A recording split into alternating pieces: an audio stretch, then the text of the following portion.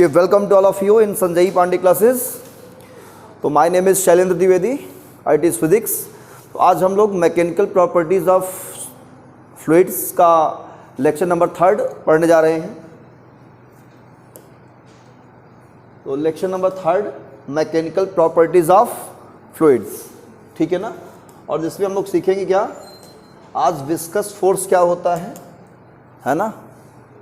आज क्या सीखेंगे, viscous force, viscous force, viscosity, है ना, ये सब सारी बातें करेंगे. Lecture number 3, ready for study. तो चल आपने कहाँ तक पढ़ लिया था, लेक्चर 2 पढ़ लिया था ना, जिसमें हमने आपको पास्कल्स लॉ ऑफ प्रेशर, है ना, बहुत सारी बातें बताए थे. प्रेशर का वेरिएशन कैसे होता है और रिलेटिव डेंसिटी कैसे कैलकुलेट करते हैं, साथ ही साथ बैरोमीटर, मैनोमीटर, है ना, ये सब कराए थे. इन सब पर सवाल आप लोग घर पे जा करके सवाल सॉल्व करिए, ठीक है. अब बढ़ेंगे थोड़ा सा टॉपिक में, आगे चलेंगे. विस्कोसिटी मतलब आज यहाँ से स्टार्ट होगा डायनेमिक फ्लूइड. क्या स्टार्ट हो रहा है, डायनेमिक फ्लूइड. अभी तक क्या था, स्टैटिक फ्लूइड थी, ठीक है. Dynamic fluids. अब हम लोग डायनेमिक फ्लूइड स्टार्ट करने जा रहे हैं. तो डायनेमिक फ्लूइड होता क्या है, बोलो. डायनेमिक फ्लूइड मतलब study of fluid in motion, study of fluid in motion. कोई फ्लूइड हमारा मोशन में है तो उसकी स्टडी हमको करना है ना. कोई भी फ्लूइड हमारा किस में है, मोशन में है, तो उसकी स्टडी हमें करना है. और उसकी स्टडी को हम लोग क्या बोलते हैं, डायनेमिक फ्लूइड. यहां से स्टार्ट हो रहा है लेक्चर नंबर 3 में. ये इंट्रोडक्शन है, छोटा सा लेक्चर नंबर 3 का इंट्रोडक्शन है ये. क्लियर. तो रेडी. तो इसमें सबसे पहले हम लोग जानेंगे कि लिक्विड फ्लो कैसे करता है. तो फ्लूइड का मतलब सीधा सीधा किससे है, लिक्विड से. हम लोग गैस के बारे में नहीं जिक्र करेंगे, लेकिन गैस भी क्या होती है, फ्लूइड होती है. फ्लूइड का मतलब जिसमें फ्लो होने की प्रॉपर्टी होती है वो फ्लूइड है. लेकिन हम कुछ बातें गैस में भी करेंगे लास्ट में चलते चलते, कि हाँ अगर लिक्विड में अगर ऐसी बातें हैं तो गैस में कैसी बातें हो सकती हैं, वो सब हम जिक्र करेंगे इसमें, ठीक है ना. आपने लिक्विड बहुत सारे देखे होंगे, सब लोग लिक्विड बहुत देखे होंगे. लिक्विड में क्या देखा आपने, वाटर पहले चीज देखा होगा, है ना. क्या वाटर को फ्लो होते हुए देखा है, कहोगे यस सर. कौन सी सवाल है, बड़ी अजीब सवाल है ना. ये कौन सी बात हो गई, क्या सबने देखा है, आपने भी देखा है वाटर को फ्लो होते हुए. चलो ठीक है, वाटर को फ्लो होते मैं मान लेता हूँ कि आपने देखा है. बड़ी तेज़ी से फ्लो करता है ना, पाइप में हो गया, ट्यूब में हो गया, नहर में हो गया, नाला में हो गया, सब में फ्लो करता है. लेकिन अगर कोई बात करे आपसे, क्या हनी फ्लो करते हुए देखा आपने, कहाँ पे देखा, ट्यूब में. फ्लो करेगा ना, लेकिन बहुत तेज़ी से फ्लो नहीं करेगा. यस. अच्छा, जो रोड बनाते हैं, सड़क बनाते हैं, उसमें ऑयल आता है, उसका नाम क्या है, मोटा सा तारकोल बोलते हैं, क्या बोलते हैं उसे, चारकोल. उसको डामर कहते हैं ना, डामर मोटा सा रहता है, डामर कहते हैं शायद. हाँ, हिंदी में डामर, इंग्लिश में क्या बोलते हैं उसे, जो भी हो, इंग्लिश इतनी पता नहीं हमको कि इंग्लिश में क्या कहते हैं. हम लोग डामर वर्ड सुने हैं इसलिए डामर ज़्यादातर निकलता है दिमाग. हाँ, ब्लैक मोटा सा, उसको भी मोटा रहता है ना, ठंडियों में देखिए बहुत गाढ़ा हो जाता है जम करके, उस पर आप खड़े भी हो सकते हो. वही गर्मियों के दिनों में अगर आप खड़े होगे तो डूब जाएंगे, निकल नहीं पाएंगे, चिपक लेगा आपको पूरे बॉडी में, है ना. तो अगर जनरली हम बात करें, वही शहद की बात करें, हनी की, अगर उसको हम फ्लो कराते हैं तो बहुत कम फ्लो करता है. और उतना ही अमाउंट में अगर हम वाटर को फ्लो करा दें, वो तेज़ी से फ्लो करेगा, फर्र से फ्लो कर जाएगा पानी, है ना. ऐसा क्यों होता है? इसका मतलब कहीं ना कहीं उसके पीछे की कुछ फिजिक्स है, कुछ ऐसी बातें हैं जो कि हमें पढ़ना चाहिए, है कि नहीं? बोलो, कुछ ऐसी बातें हैं कि नहीं है जो हमें पढ़ना चाहिए कि ऐसा भाई क्यों हो रहा है, भाई आखिर ऐसा क्यों हो रहा है? लिक्विड और वाटर एक तरह से क्यों नहीं फ्लो कर रहे हैं? अब आप कहोगे अपने भाषा में, अपने लैंग्वेज में कि शहद गाढ़ा होता है और पानी पतला होता है। ठीक है, ये भी बात सही है, गाढ़ा होता है इसलिए कम फ्लो करता है और जो पतला है वो कम ज़्यादा फ्लो करेगा। तो गाढ़ा अगर है तो भी ज़्यादा फ्लो करना चाहिए ना कहीं उसके पीछे कुछ और रीज़न है। फ्लो तो करना चाहिए ना उसको। ठीक है, मान लेते गाढ़ा है तो गाढ़ा से क्या मतलब है, फ्लो तो करना चाहिए। हमने क्या किया, दोनों को बराबर स्पीड दिया, बराबर फोर्स अप्लाई किया, दोनों पे प्रेशर बराबर अप्लाई किया, तो फ्लो तो करना चाहिए। लेकिन फ्लो ज्यादा कौन करता है? पानी, वाटर। इसका मतलब यह है कि हम लिक्विड को कई पतले पतले लेयर का बना मान सकते हैं। जैसे मान लो कोई लिक्विड फ्लो कर रहा है, मान लो ये एक लेयर है लिक्विड का, वही भी ये दूसरा लेयर है, वही एक तीसरा लेयर है, एक और लेयर है। ऐसे ये लिक्विड क्या है, लेयर्स हैं। क्या हम लिक्विड को कई पतले पतले लेयर से बना मान सकते हैं? जब कोई लिक्विड फ्लो कर रहा है या नहीं भी फ्लो कर रहा है, इसको पतले पतले लेयर का मान सकते हो ना? जब आप उसको फ्लो कराओगे, क्या कराओगे? फ्लो। तो एक लेयर के ऊपर दूसरा लेयर क्या करता है? फ्लो होता हुआ नजर आता है।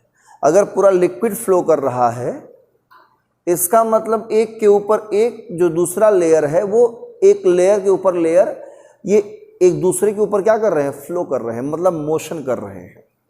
मतलब दो लेयर्स के बीच क्या हो रहा है? रिलेटिव मोशन हो रहा है। क्या हो रहा है? Relative motion. अगर ये लेयर नहीं फ्लो करेगा तो क्या ये फ्लो करेगा? नहीं करेगा। इसका मतलब सब एक दूसरे के ऊपर फ्लो करते हुए ऐसे फ्लो कर रहे हैं, ऐसा हनी फ्लो होता है ना भाई। गाढ़ा अगर है तो देखो ऐसे से फ्लो करता हुआ नजर आता है, ऐसे भाई। ढेर सारा ऐसे हनी गिराइए, इससे देखिए हनी, देखो ऐसे ये फोल्ड करते हुए देखो ऐसे मूव करता है, करता नहीं करता? ऐसा लगता है मानो कि एक लेयर के ऊपर दूसरा लेयर मूव करता हुआ आगे बढ़ रहा है कि नहीं? तो ये सत्य है। सत्य क्या? एकदम ट्रू है, 100%। हम लिक्विड को कई लेयर से बना मान सकते हैं, पतले पतले लेयर से, और उन सभी लेयर्स के ऊपर एक दूसरा लेयर, उसके ऊपर तीसरा लेयर मूव कर रहा है। ठीक, अब मूव करने के साथ साथ इनके बीच होता है अट्रैक्शन फोर्स। मॉलिक्यूल्स के बीच क्या होता है? Attraction force. आपने ये भी पढ़ रखा है कि सॉलिड के मॉलिक्यूल्स के बीच अट्रैक्शन फोर्स सबसे ज़्यादा होता है, लिक्विड में थोड़ा कम होता है और गैस में सबसे कम होता है। तो लिक्विड के मॉलिक्यूल्स के बीच क्या होगा? अट्रैक्शन फोर्स होगा कि नहीं होगा? होगा ना। तो इस अट्रैक्शन की वजह से अगर एक लेयर के ऊपर दूसरा लेयर, ध्यान दो, एक लेयर के ऊपर ये दूसरा लेयर अगर मूव करेगी ऐसे, तो ये क्या करेगी? इसको अपनी ओर खींचना चाहेगा। दूसरा लेयर, जैसे मान लो एक लेयर ये, दूसरा लेयर जा रहा है ऐसे, तो जो पहला लेयर जा रहा है उसको ये क्या दूसरा लेयर जाने देगा? भाई इनके बीच क्या है? अट्रैक्शन फोर्स है। तो वो दूसरा लेयर पहले लेयर को अपने ऊपर से मूव करने नहीं देगा। लेकिन फिर भी फोर्स एक्सटर्नल है, प्रेशर है, तो मूव तो करेगा ही करेगा। ठीक, अच्छा, तो पहला जो सेकेंड लोअर है, सेकेंड कह लीजिए कि लेयर है, वो पहले लेयर के ऊपर एक फोर्स अप्लाई करता है, अट्रैक्शन फोर्स। लेकिन जो पहला लेयर जा रहा है उसे क्या लगता है मालूम है? उसे लगता है कि मेरा कुछ पार्ट, हिस्सा छूट रहा है पीछे। वो हमेशा चाहेगा मैं सबको लेके साथ आगे बढ़ूं। ठीक, तो वो क्या करेगा? नीचे वाले लेयर को पीछे की तरफ जाने नहीं देगा। अब ध्यान दो, डायग्राम से दिखाते हैं आपको।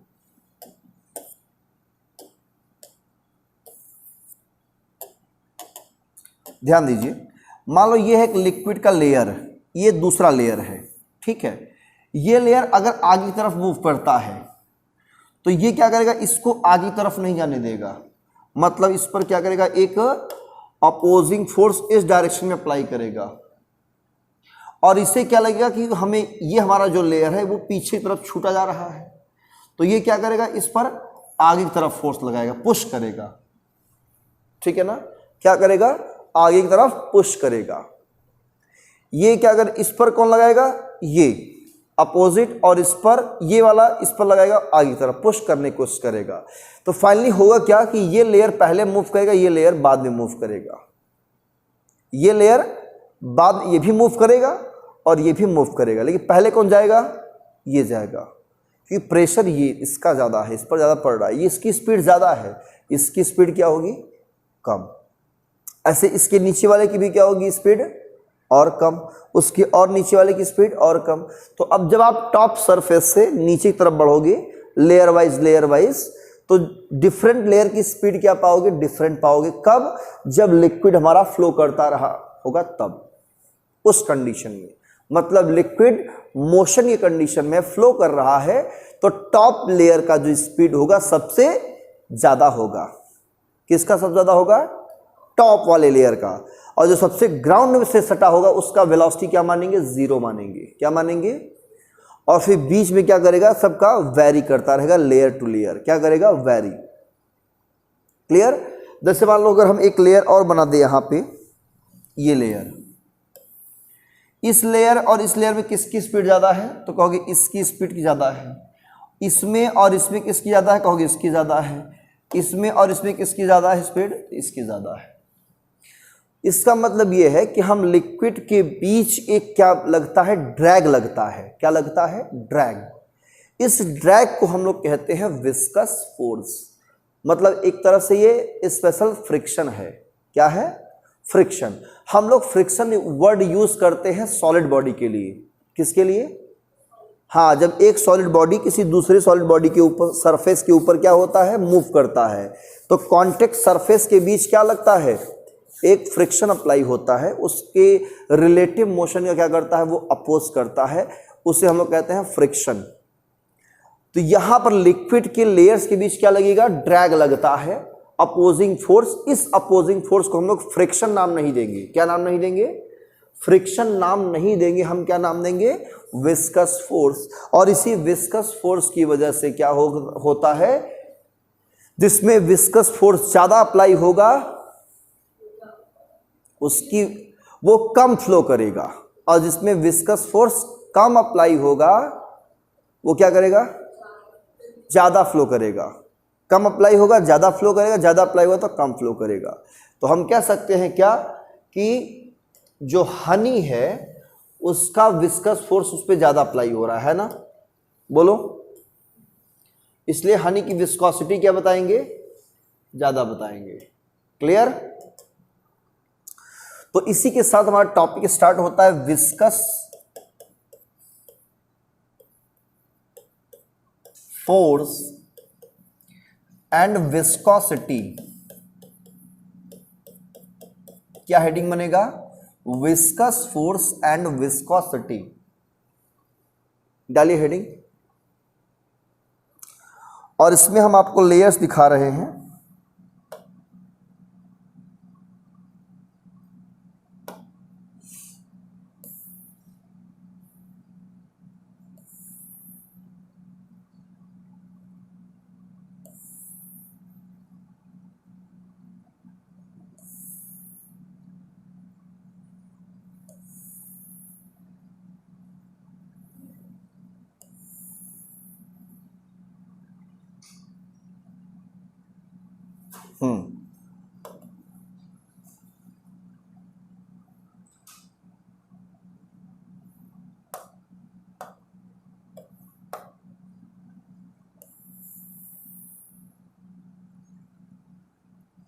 ये आपका क्या है, ग्राउंड है बेटा।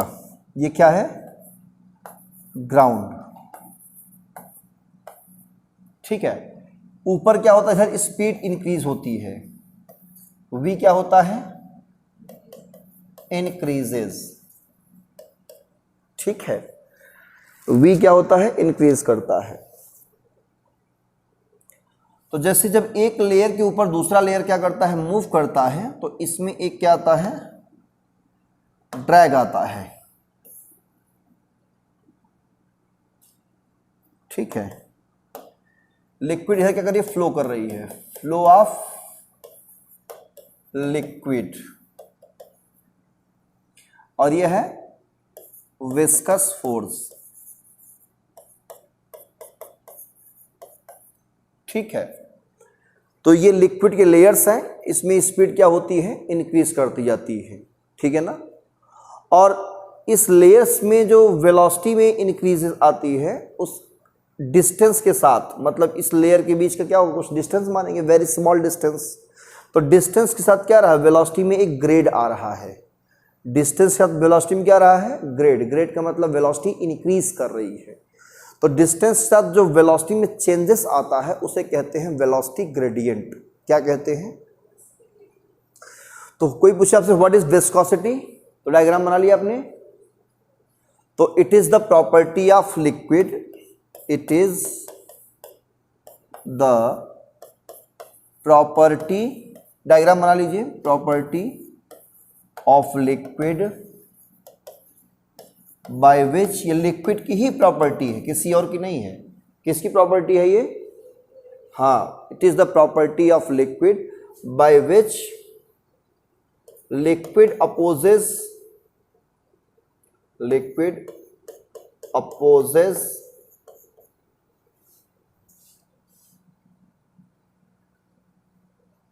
its flow,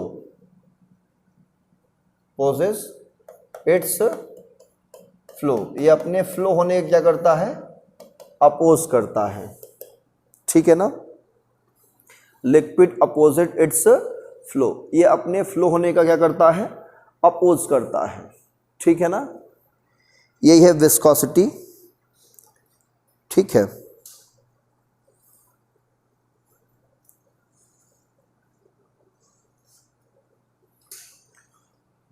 डायग्राम बन गया, बना ली डायग्राम।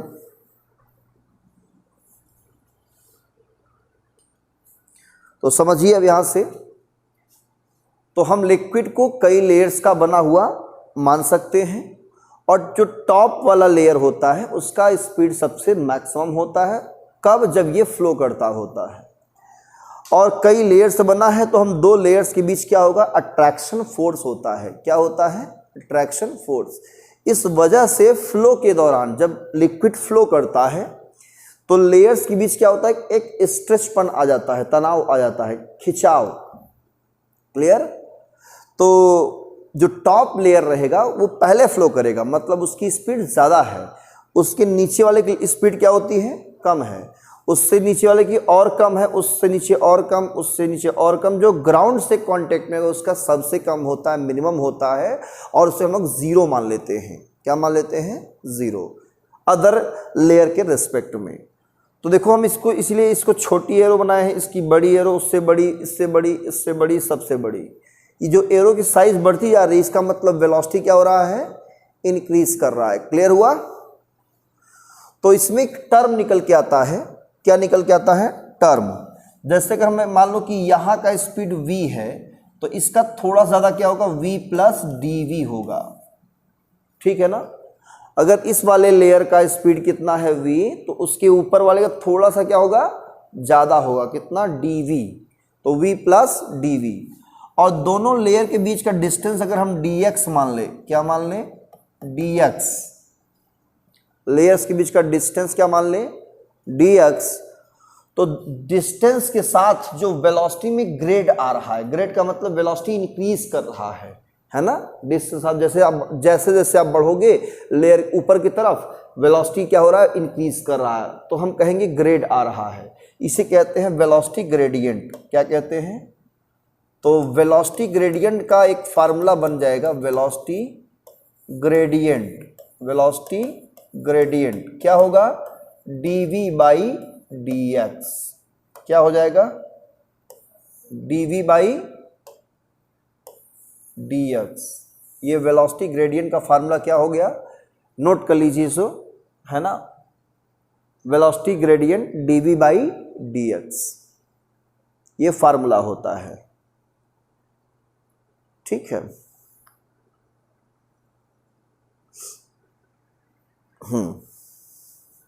इरेज कर दिया अब इसे। तो अब हम बात करेंगे कैलकुलेशन ऑफ विस्कस फोर्स।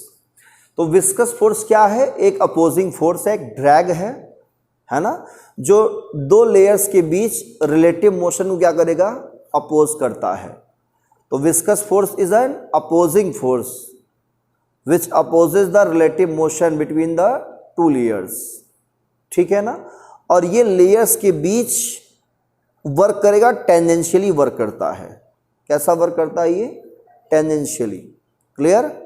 जैसा कि सॉलिड बॉडी में आपने फ्रिक्शन में पढ़ा है कि जब एक सरफेस के ऊपर दूसरा सरफेस मूव करेगा तो कॉन्टेक्ट सरफेस के बीच क्या लगता है? फ्रिक्शन, टेंजेंशियली अप्लाई करते हैं। ठीक है, तो बिल्कुल ठीक उसी प्रकार से यहां लिक्विड के लेयर्स के बीच में हमारा क्या लग रहा है? फ्रिक्शन लग रहा है। बिल्कुल उसी के जैसा, मिलता जुलता। फर्क क्या था? वहां सॉलिड बॉडी था, यहां पे लिक्विड है।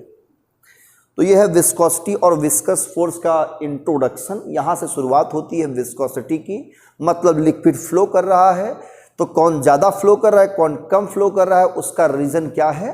विस्कोसिटी। रीज़न क्या है उसका? तो आप इसमें एक कंक्लूजन लिख सकते हो कि मोर विस्कोसिटी, है ना, more viscosity of liquid, more viscosity of liquid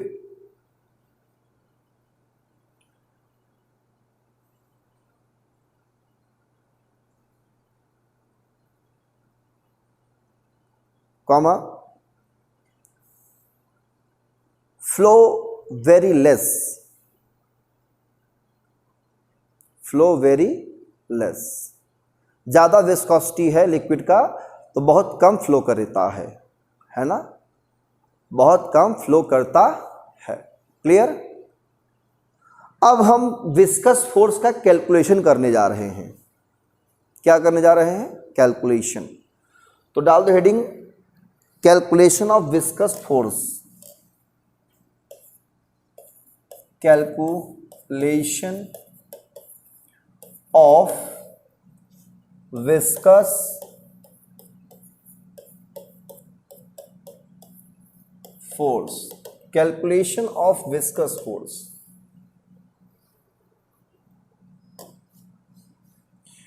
ठीक है, कैसे कैलकुलेशन करेंगे आइए देखते हैं।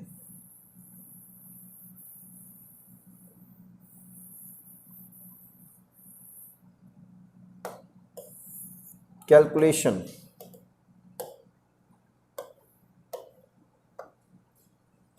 मान लो ये लिक्विड कोई लेयर है,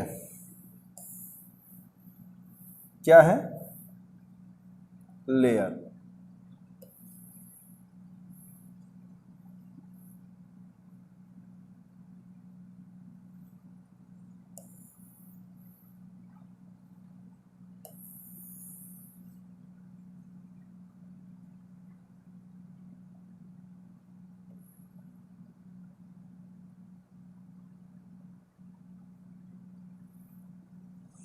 ये एक लिक्विड का लेयर है, पहला लेयर।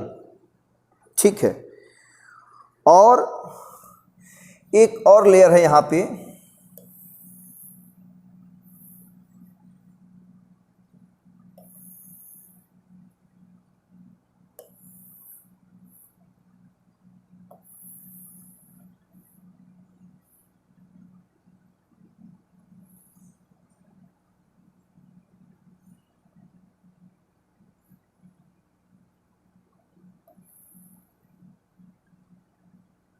ये एक दूसरा लेयर है। ये लिक्विड के दो लेयर हैं और लेयर फ्लो कर रहे हैं, किसी ट्यूब में मान लो फ्लो कर रहा है। ये टॉप सरफेस है, उसके जस्ट नीचे वाला मान लेते हैं, या कोई भी दो लेयर आप ले सकते हो रैंडमली। कई लेयर्स का बना मान सकते हो ना, पतले पतले पतले लेयर का बना मान सकते हो। तो कोई भी दो लेयर आप उठा लीजिए रैंडमली, हम ये जूम करके दिखा रहे हैं आपको। ठीक है, तो जो लिक्विड फ्लो कर रहा है वो इस डायरेक्शन में फ्लो कर रहा है, ये है फ्लो ऑफ लिक्विड, ठीक है। ये लिक्विड इस डायरेक्शन में क्या कर रहा है, फ्लो कर रहा है। तो ये ऊपर का है, ये नीचे का है, तो आप कहोगे किसकी स्पीड ज्यादा होगी, ऊपर वाले की। Very good. अगर मैं इसका स्पीड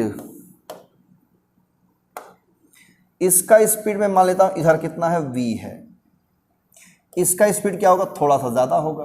बोलो, अगर इसका स्पीड क्या है, v, तो इसका थोड़ा ज्यादा कितना होगा, v प्लस dv। और लेयर्स के बीच का डिस्टेंस कितना मान लेते हैं, dx है। कितना है, dx। इन लेयर का एरिया हमने क्या मान लिया भाई, एक ही ट्यूब में जा रहे हैं तो लेयर का जो एरिया होगा तो सबका बराबर होगा।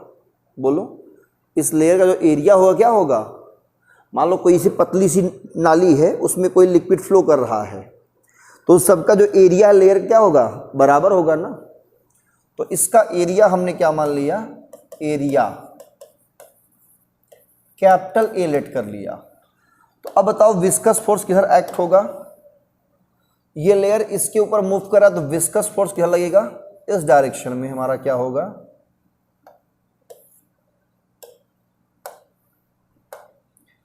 इस डायरेक्शन में क्या होगा, हमारा विस्कस फोर्स अप्लाई होगा। उसके अपोजिट विस्कस फोर्स हमने क्या मान लिया, F।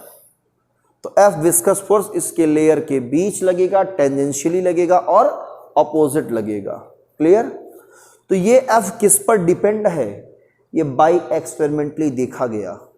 F किस पर डिपेंड है भाई, जितना ज़्यादा गहरा हो, मतलब चौड़ाई ज़्यादा होगी, कह लीजिए कि एरिया जितना ज़्यादा होगा उतना ज़्यादा विस्कस फोर्स काम करेगा। बोलो सही बात है भाई। पतली सी नाली है, लिक्विड फ्लो करा, बहुत जल्दी फ्लो कर जाएगा।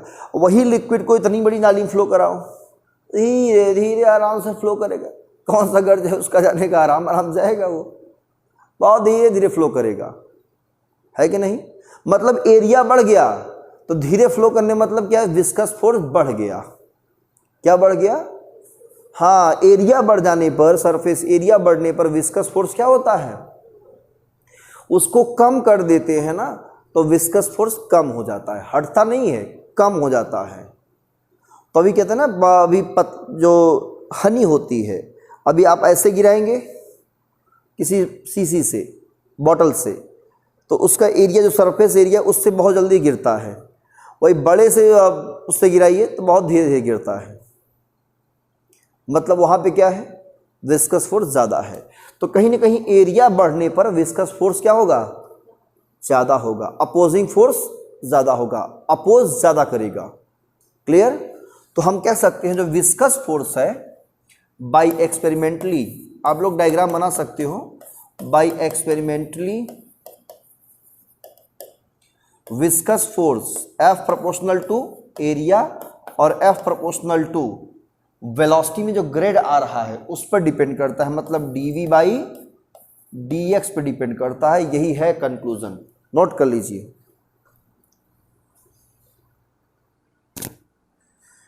इन फैक्टर्स क्या करेंगे हम, अब कंबाइंड करेंगे। फिगर बन गया बच्चों, इरेज कर दें। तो जब कंबाइंड करेंगे तो F प्रोपोर्शनल टू क्या आएगा, a dv बाई dx, ये मिलेगा। F proportional to area into velocity gradient, dv by dx। What is velocity gradient, the rate of change in velocity with distance, है ना।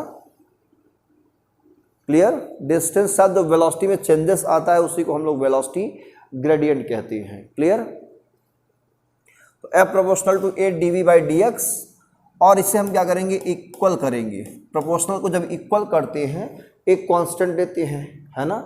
तो यहाँ वो कांस्टेंट हम लोग लेते हैं विस्कोसिटी का कोफिशिएंट। क्या लेंगे, हाँ, विस्कोसिटी वाला कांस्टेंट लेंगे। और एक ग्रीक लेटर होता है ईटा। क्या होता है, ईटा। ईटा यहाँ पे क्या है, कांस्टेंट है। और ईटा खाली ईटा नहीं लिखेंगे हम, माइनस लगा के लिखेंगे, minus eta area dv by dx, मतलब वेलोसिटी ग्रेडियंट। बोलो समझ में आ गया। तो ये है विस्कस फोर्स का फार्मूला। इसमें नेगेटिव साइन क्या इंडिकेट करता है? हाँ, negative sign indicates that viscous force opposes the relative motion।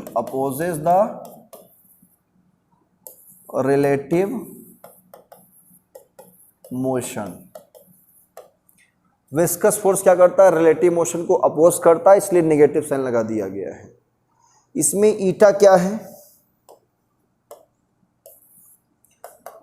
Coefficient of viscosity. ये क्या है आपका? कोएफिशिएंट ऑफ विस्कोसिटी है ईटा को, ठीक है ना। अब फोर्स है तो इसकी यूनिट तो न्यूटन ही होगी, है ना। कोई भी फोर्स हो यूनिट क्या लेंगे एसआई में? न्यूटन।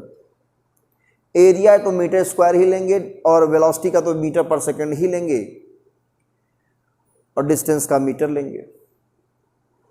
इसे बनाएंगे इक्वेशन नंबर 1, और इस इक्वेशन से हम ईटा का फार्मूला लिखेंगे। किसका फार्मूला? ईटा का। और अब की बार माइनस साइन को हम यहाँ पे छोड़ देंगे, ठीक है ना, जब ईटा लिखेंगे तो। इरेज करें। So by equation first, eta is equal to F D X by area D we.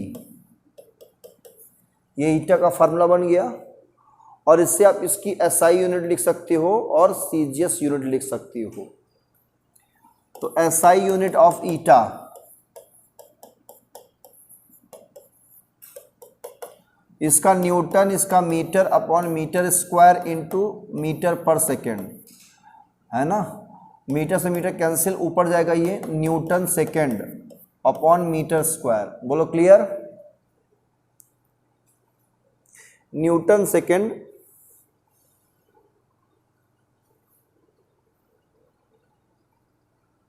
Upon metre square. और इसे हम लोग पॉइसुली कहते हैं। क्या कहते हैं इसी को? ये पॉइसुली एक साइंटिस्ट थे,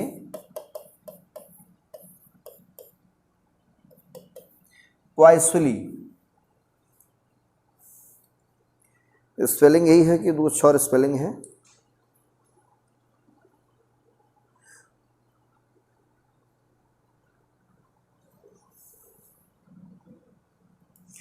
यहां पर सिर्फ ई रहेगा।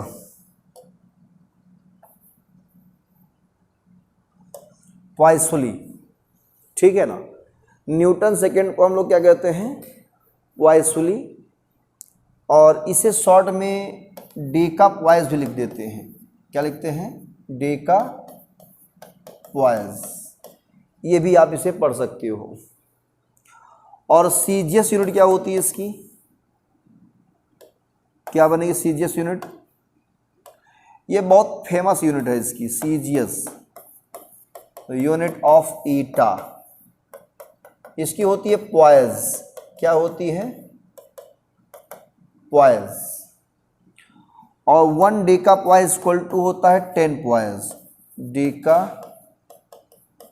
पॉइस इक्वल टू 10 पॉइस, ठीक है।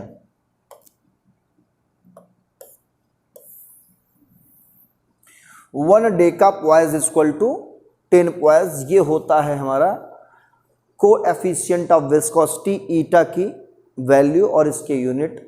ये एसआई है, वो सीजीएस है, और सीजीएस पॉइस होता है। पॉइस बहुत ही ज़्यादा फेमस है, इसकी फेमस यूनिट पॉइस ही है, लोग पॉइस ही बताते हैं, ठीक है ना। तो डेका में कितना होता है? 10 पॉइस होता है, ध्यान रखना, याद रहेगा। कोई कंफ्यूजन इसमें?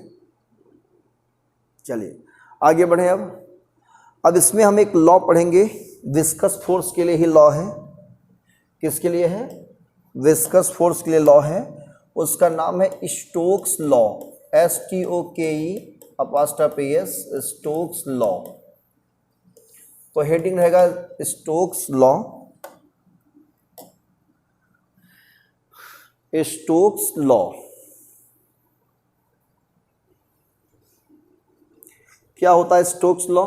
ध्यान दीजिए, जैसे कोई ये है आपका टैंक और इसमें हमने कोई मान लो भर रखा है, इसमें लिक्विड, विस्कस लिक्विड,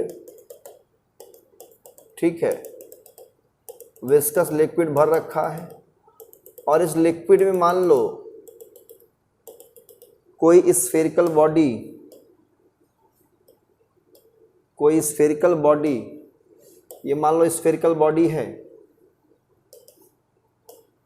ये फॉल कर रही है नीचे की तरफ, किधर फॉल कर रही है? नीचे की तरफ फॉल कर रही है v स्पीड से। ये v यहाँ पे क्या है? कांस्टेंट है। क्या है? हाँ, कांस्टेंट स्पीड से ये मूव कर रही है। तो इस लिक्विड पर क्या, इस सॉलिड बॉडी पर भी क्या होगा? एक टेंजेंशियल फोर्स अप्लाई होता है। इस पर भी एक टेंजेंशियल फोर्स इधर अप्लाई होता है, इस साइड से भी टेंजेंशियल फोर्स अप्लाई होता है, ठीक है। तो इसे हम लोग कहते हैं विस्कस फोर्स, विस्कस फोर्स। और इस विस्कस फोर्स की वैल्यू निकालते हैं, एक फार्मूला है F = 6 पाई ईटा RV, ठीक है। इसी लॉ को, इसी फार्मूले को हम लोग कहते हैं स्टोक्स लॉ। इसका डेरिवेशन नहीं आता सिलेबस में, और डेरिवेशन करना है तो डायमेंशनल मेथड से कर सकते हो, ठीक है ना। इसमें R क्या है? R the radius of spherical body, radius of spherical body. V है कांस्टेंट वेलोसिटी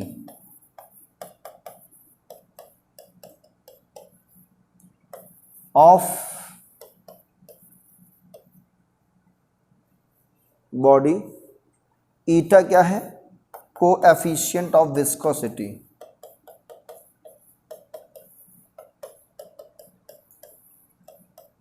विस्कोसिटी, ठीक है।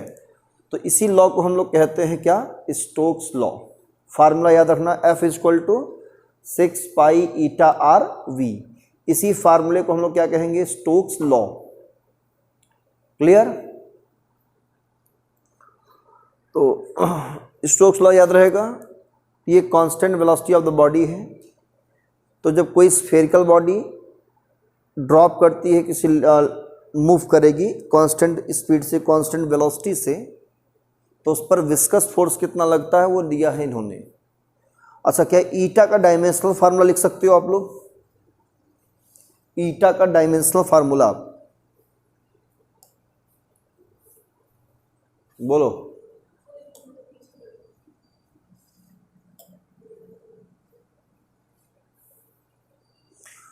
नोट करिए पहले यहां तक।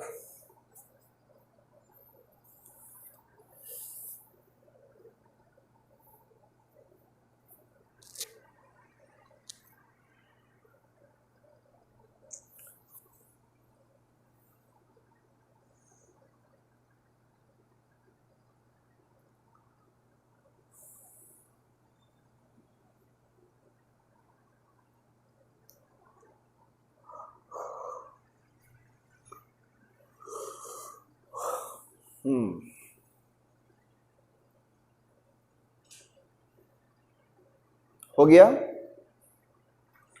तो यहां से अगर हम ईटा निकालना चाहें तो निकाल सकते हैं। इट इम्प्लाइज दैट ईटा कितना हो जाएगा? F/6 पाई RV। बोलो सही है। तो डायमेंशनल फार्मूला क्या होगा? डायमेंशन ऑफ ईटा इस फोर्स का होता है MLT-2। बोलो 6 पाई का लिखेंगे नहीं, रेडियस का L लिखेंगे, वेलोसिटी का LT-1। L से L कैंसिल हो जाएगा, ML-1, T ऊपर जाएगा -+1 हो जाएगा -2, तो फाइनली आएगा ML-1 T-1। यह डायमेंशनल फार्मूला किसका है? ईटा का है। यहाँ से हम ईटा का डायमेंशनल फार्मूला भी लिख सकते हैं, ठीक है। अब विस्कोसिटी में हम लोग कैलकुलेट करने जा रहे हैं टर्मिनल वेलोसिटी। क्या कैलकुलेट करेंगे? हाँ, टर्मिनल वेलोसिटी। टर्मिनल वेलोसिटी वो वेलोसिटी है जब कोई स्फेरिकल बॉडी किसी विस्कस फ्लूइड में मूव कर रहा हो और उस पर नेट फोर्स ज़ीरो हो, तो वो एक कांस्टेंट वेलोसिटी से क्या करता है? मूव करेगा। और उसी कांस्टेंट वेलोसिटी को हम लोग कहते हैं क्या? Terminal velocity. इसके बहुत सारे एप्लीकेशन, बहुत सारे एग्जांपल्स आपके रियल लाइफ में हैं। जैसे जो कि अभी आपके एयरफोर्स डे पे पैराशूट लेकर कूद रहे थे, याद है आप? तो जो पैराशूट लेकर कूदते हैं वो लोग, है ना, कमांडोज, तो पहले तो कूदते उनकी स्पीड बहुत तेज़ी से स्पीड नीचे आते हैं। जैसे ही पैराशूट ऑन करते हैं तो उस पर एक विस्कस फोर्स अप्लाई होता है, एयर का विस्कस फोर्स, क्योंकि एयर क्या एक फ्लूइड है। फ्लूइड मतलब जिसमें फ्लो होने का प्रॉपर्टी है, तो उस पर एक विस्कस फोर्स अप्लाई होता है जो पैराशूट होता है। उससे होगा क्या?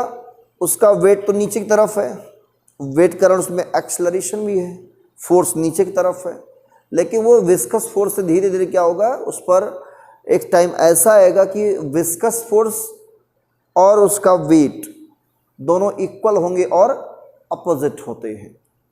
उस कंडीशन में क्या होता है? नेट फोर्स उस बॉडी पर क्या होती है? ज़ीरो। जब नेट फोर्स ज़ीरो होगा तो वो एक कांस्टेंट वेलोसिटी से मूव करना स्टार्ट कर देता है और धीरे धीरे वो क्या करेगा? लैंड कर जाएगा। क्लियर? तो वहाँ भी टर्मिनल वेलोसिटी है, जो कांस्टेंट वेलोसिटी से आ रहा है उसी को हम लोग क्या कहते हैं? Terminal velocity. बोलो क्लियर? तो ऐसे ही स्फेरिकल बॉडी को जब हम किसी विस्कस लिक्विड में गिराएंगे बहुत तेज़ी से, मान लो स्टील बाल है आपके पास और आपने गिराया, तो पहले वो बहुत तेज़ी से गिरेगा, बाद में उसी लिक्विड में धीरे धीरे धीरे धीरे जाते जाते जाते नीचे जा करके वो उसमें बेस में जाके बैठ जाता है।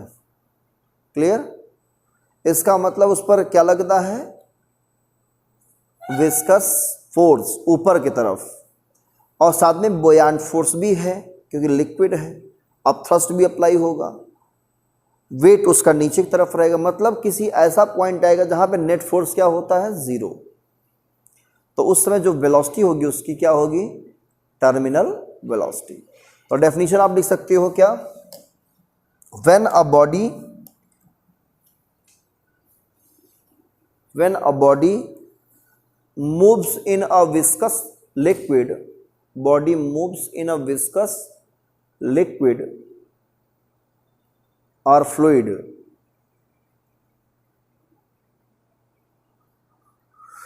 लिखा, then its velocity increases, its velocity increases continuously।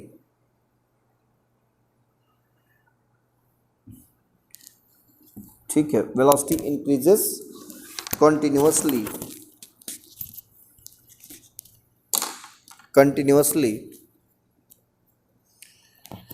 after some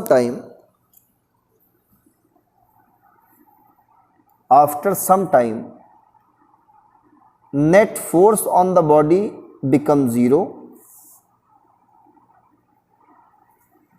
net force on the body become zero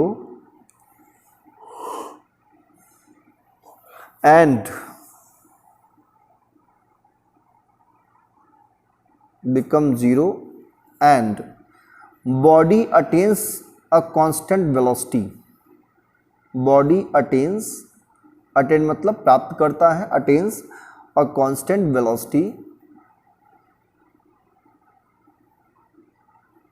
लिख लिया? This is called terminal velocity, this is called terminal velocity. ठीक है, देखिए यहां है आपका क्या, एक टैंक है, ये एक टैंक है। क्लियर? और इसमें मैंने क्या किया है, एक लिक्विड भर दिया जिसका अपना कुछ क्या है, डेंसिटी है। कुछ विस्कोसिटी है।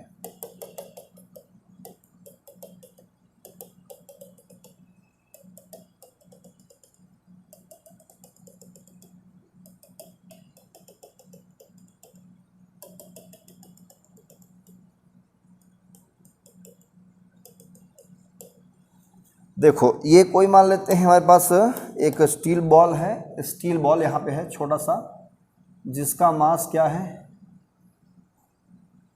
स्टील बॉल है जिसका मास m है और इसका रेडियस जो है ये रेडियस हमने मान लिया स्मॉल r है। रेडियस कितना है, स्मॉल r है, और ये नीचे की तरफ थ्रो किया जाता है ऐसे। तो आप बताइए इसमें से क्या इसकी स्पीड इंक्रीज करेगी? इसका जो डेंसिटी है वो हमने मान लिया क्या, रो। इसका डेंसिटी क्या मान लिया हमने, रो। ये लिक्विड है, इसकी डेंसिटी सिग्मा। डेंसिटी क्या मान लिया हमने, सिग्मा। और इसकी कोएफिशिएंट ऑफ विस्कोसिटी ईटा है। विस्कोसिटी हमारा कितना है, विस्कोसिटी हमने ईटा मान लिया है। इसको ड्रॉप किया जाता है तो पहले इसकी स्पीड क्या करेगी, इंक्रीज करती हुई चली जाएगी ना। एक टाइम ऐसा आएगा जहाँ पे इस पर नेट फोर्स 0 होगा। नेट फोर्स का मतलब अभी क्या है, यहाँ पे अभी यहाँ पे इसका वेट नीचे की तरफ काम कर रहा है। बोलो काम कर रहा है नहीं काम कर रहा है, वेट। इस वेट से क्या होगा, धीरे धीरे इसकी वेलोसिटी इंक्रीज करेगी। लेकिन जैसे लिक्विड में एंटर्स करेगा इस पर फ्रिक्शन भी साइड से लगेगा। फ्रिक्शन मतलब विस्कस फोर्स। साथ में लिक्विड अपना थ्रस्ट भी अप्लाई करती रहेगी ऊपर की तरफ। तो इस पर 3 फोर्स काम करेंगे। एक इसका वेट नीचे की तरफ, विस्कस फोर्स का टेंजेंशियली रहेगा, और अप थ्रस्ट बुयांट फोर्स ऊपर की तरफ। जहाँ पे तीनों फोर्स 0 हो जाएंगे मिल करके, वहाँ पर क्या होगा, ये कांस्टेंट वेलोसिटी क्या कर लेगी, अचीव कर लेगी ये बॉडी। क्लियर? तो हमने मान लिया वो बॉडी कहाँ पहुँच चुकी है, अब यहाँ पहुँच चुकी है। वही बॉडी वो यहाँ आ चुकी है। क्लियर? और इस जगह पे उसके पास मतलब इस बॉडी पर जो लग रहा है एक टेंजेंशियल फोर्स ऊपर की तरफ लग रहा है, इस साइड से, एक इस साइड से लग रहा है ना। और इस पर एक फोर्स ऊपर की तरफ ऐसे लग रहा है, और एक फोर्स लग रहा है नीचे की तरफ। बोलो काम कर रहा है कि नहीं काम कर रहा है? इस पे कितने फोर्स हो गए? इस पे 3। एक विस्कस फोर्स यहां लग रहा है, इसको हम कलरफुल करेंगे।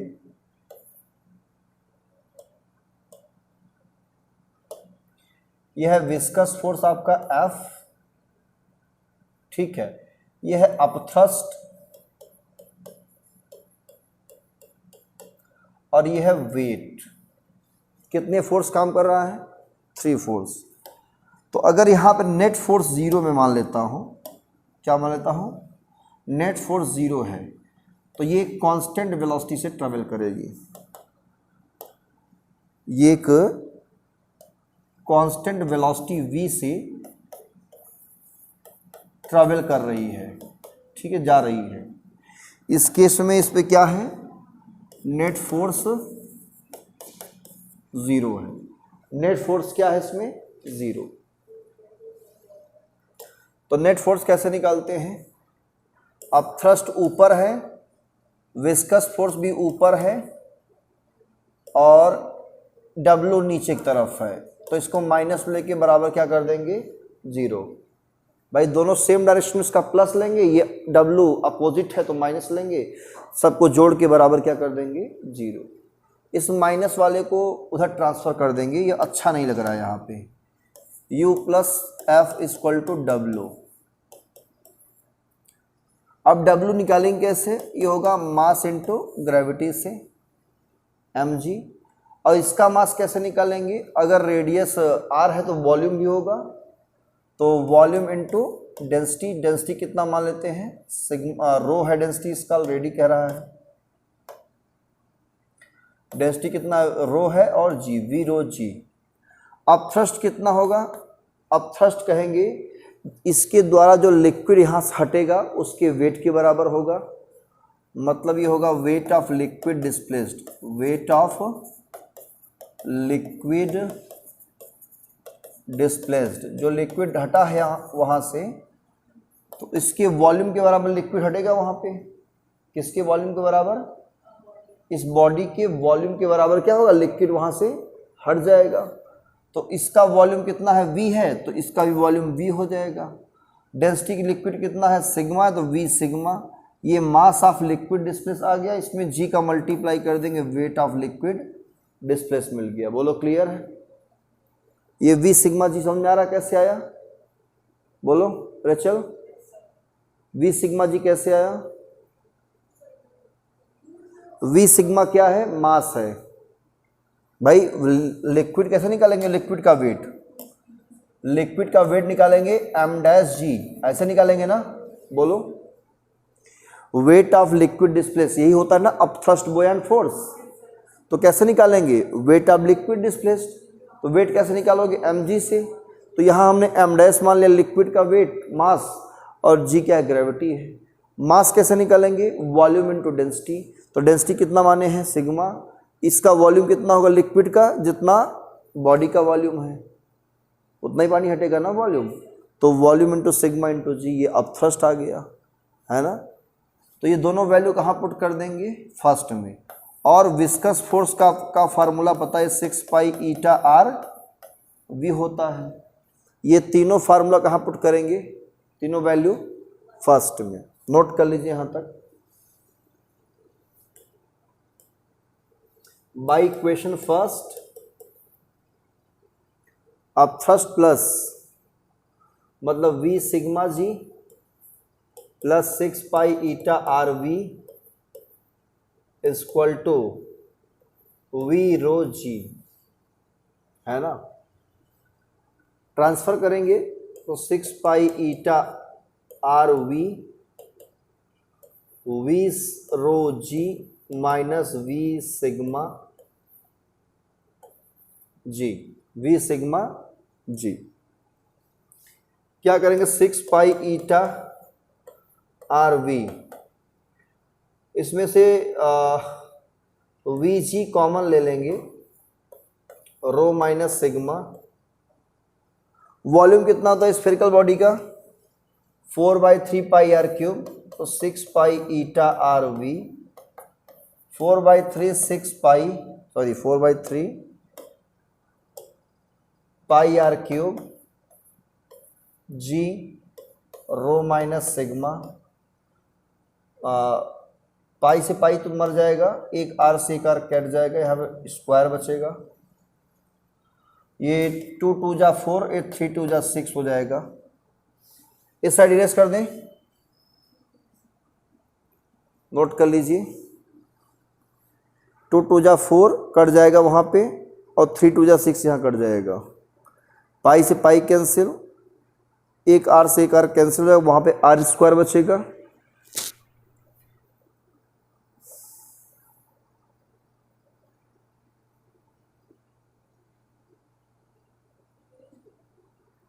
इस साइड इरेज कर दे, तो फाइनली क्या मिलेगा हमें?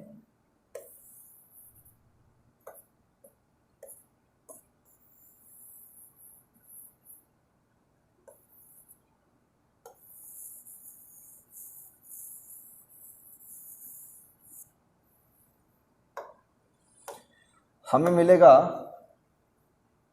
v इज इक्वल टू 2/9, 3 3 जा 9, R square into g rho minus sigma upon eta. ठीक है, ये फार्मूला हमें मिलेगा टर्मिनल वेलोसिटी का।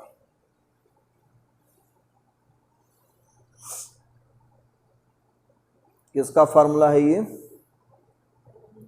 टर्मिनल वेलोसिटी का।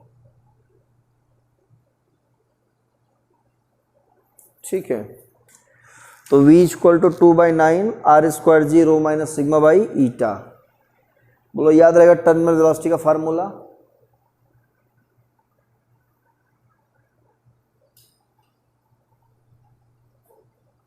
नोट कर लिया भाई, 3 3 जा 9 हो जाएगा ना वहाँ पे, और ईटा डिवाइड कर देंगे, आर स्क्वायर जी उस साइड है ही।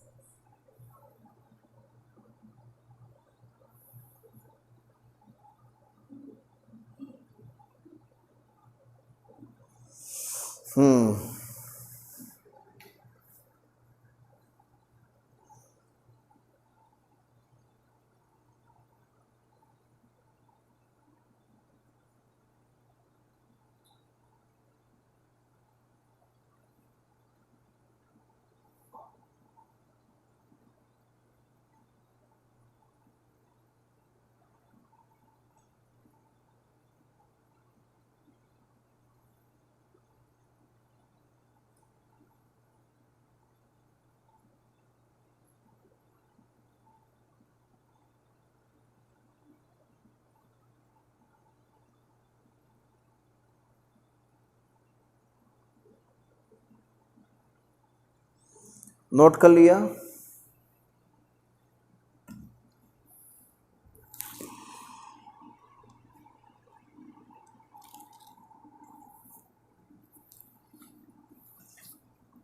अगर किसी लिक्विड का टेम्परेचर हम बात करें, इंक्रीज कर दें तो विस्कोसिटी पे क्या इफेक्ट पड़ेगा? तो विस्कोसिटी क्या होगी उसकी? कम हो जाएगी। एक फार्मूला है एम्पिरिकल फार्मूला। कौन सा फार्मूला? एम्पिरिकल।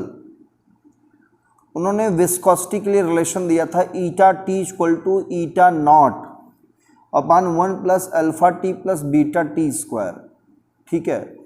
और उससे ये कंक्लूजन निकाला कि टेम्परेचर अगर बढ़ाते हैं तो क्या होगा, हमारा विस्कोसिटी घट जाती है। तो हेडिंग डाल दीजिए effect of temperature.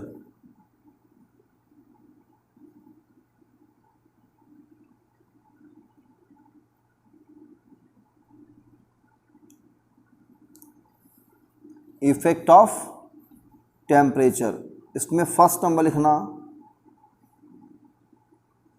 Viscosity of liquid, viscosity of liquid decreases with the increase in its temperature, with the increase in its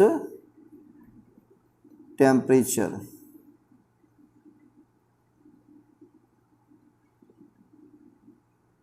ठीक है, दूसरा नंबर लिखिए इसमें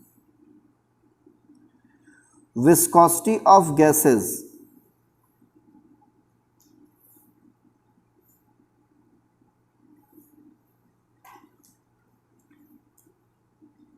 viscosity of gases increases with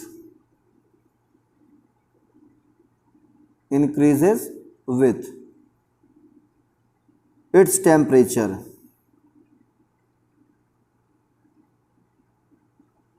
okay,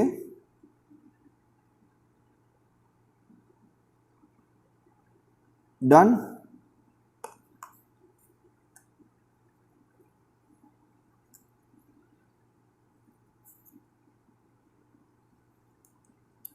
clear?